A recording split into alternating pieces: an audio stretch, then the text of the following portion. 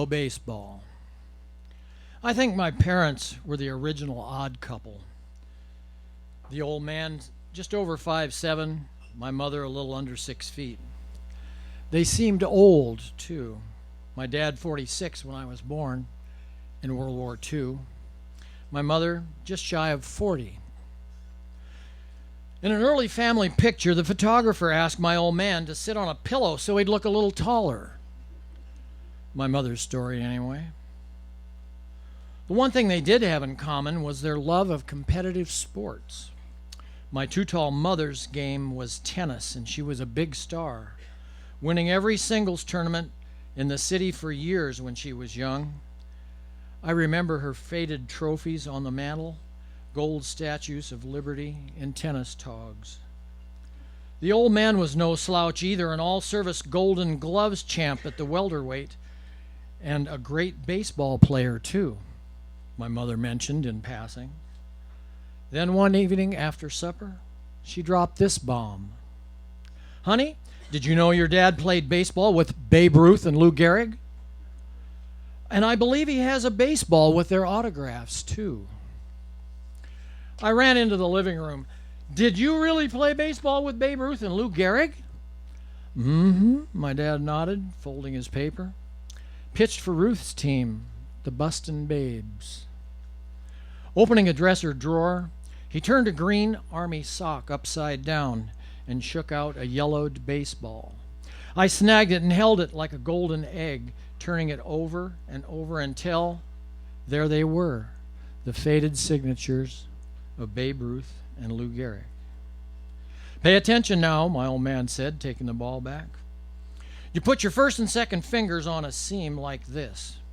Then, as you come over the top, rotate your wrist out like this. The ball comes spinning out of your hand toward the batter's head and then breaks right down across the plate for a strike." Well, sometimes it does, sometimes it doesn't.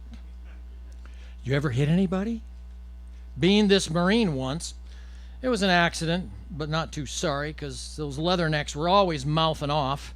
And then all the batters after him got to stepping in the bucket when they saw my curve coming, and I ended up whiffing 6 straight. But don't you think it's okay to throw at a batter on purpose, son, because it isn't. And just take my word for this, too. You learn to throw a 12-6 curveball for strikes, and someday you could end up pitching for the New York Yankees. "Can I take the ball to show and tell?" I begged. "Okay, but don't lose it. A ball like that could be worth a lot of money someday."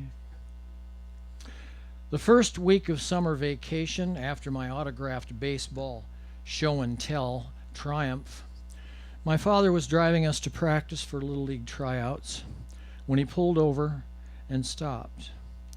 Flicking a half-smoked Bull Durham cigarette out the window, he looked at me like he wanted to say something, and then he fell forward, his chest pressing against the horn. I ran crying to a hardware store, and they called an ambulance, but it was too late. My father just turned 51, and the next day doctors told my mother it was clogged arteries. So, along with his golden pitching arm, I'll probably be susceptible to heart trouble too. A chip off the old block.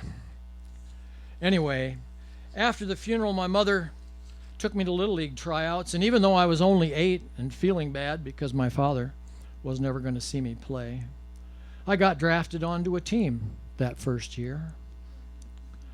And by the time I was 11, I got picked to pitch the All-Star game. I threw a shutout and even hit a home run.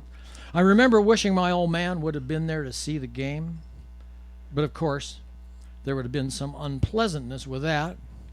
Because I was so nervous, I hit the first 3 batters and then struck out 12 in a row.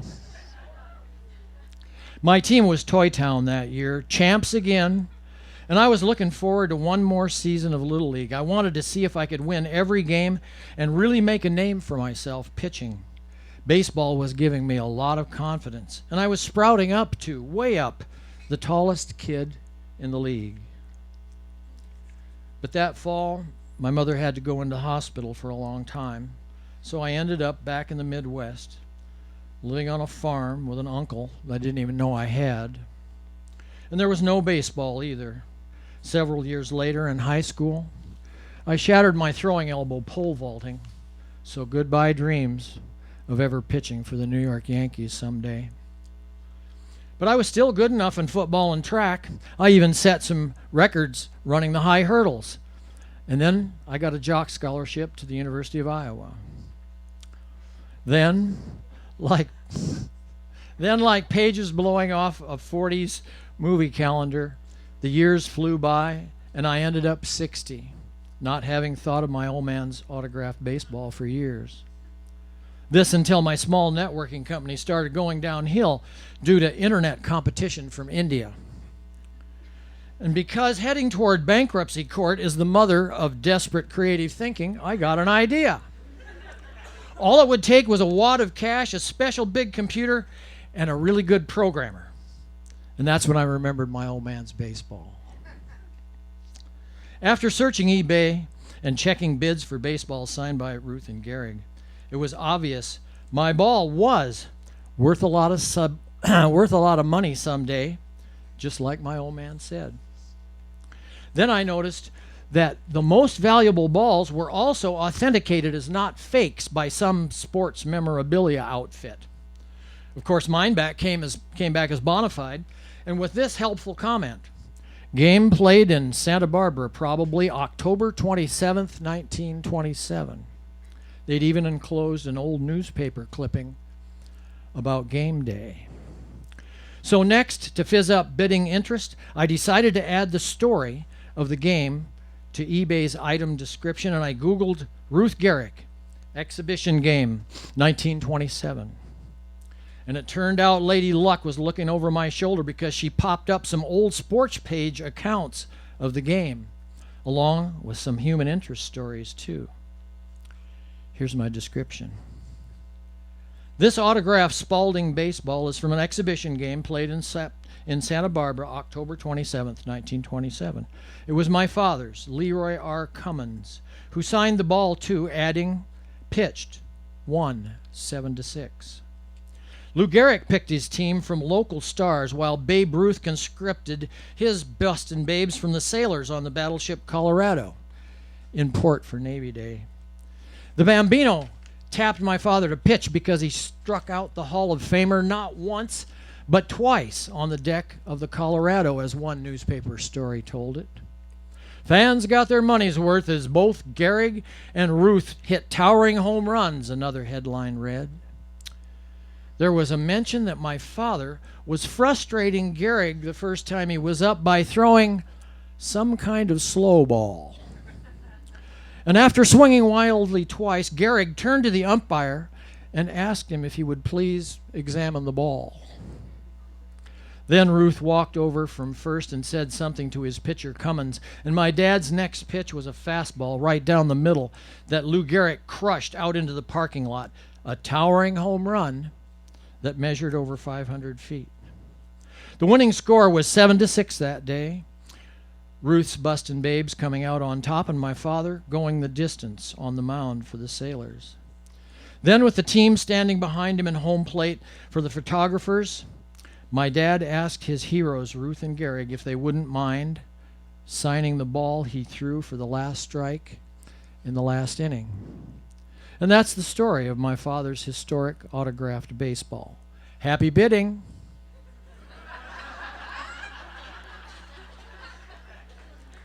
The first response I got for my old yellow baseball was from a Japanese business tycoon who made an offer that would have given my old man another heart attack if he'd ever seen it.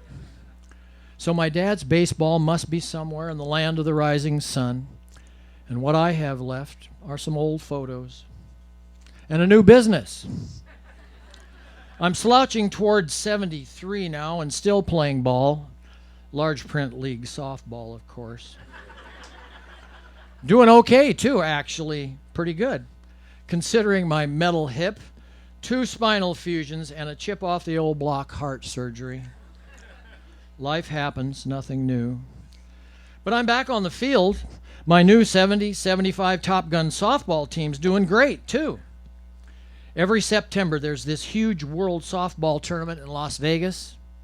Over 14,000 players, and our Top Guns won a bronze. Hey, I even hit a dinger, too. But the last game, I took a hard tumble. Can't dive for balls anymore, not even accidentally. And now it looks like I'm in for more back surgery. Always something. But at least I won the final day's raffle.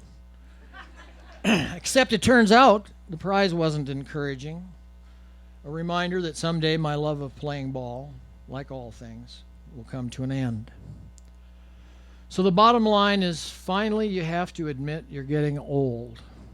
Not near elderly old, or of a certain age old, but ossified old. When the first thing you ever win in your life is a free cremation.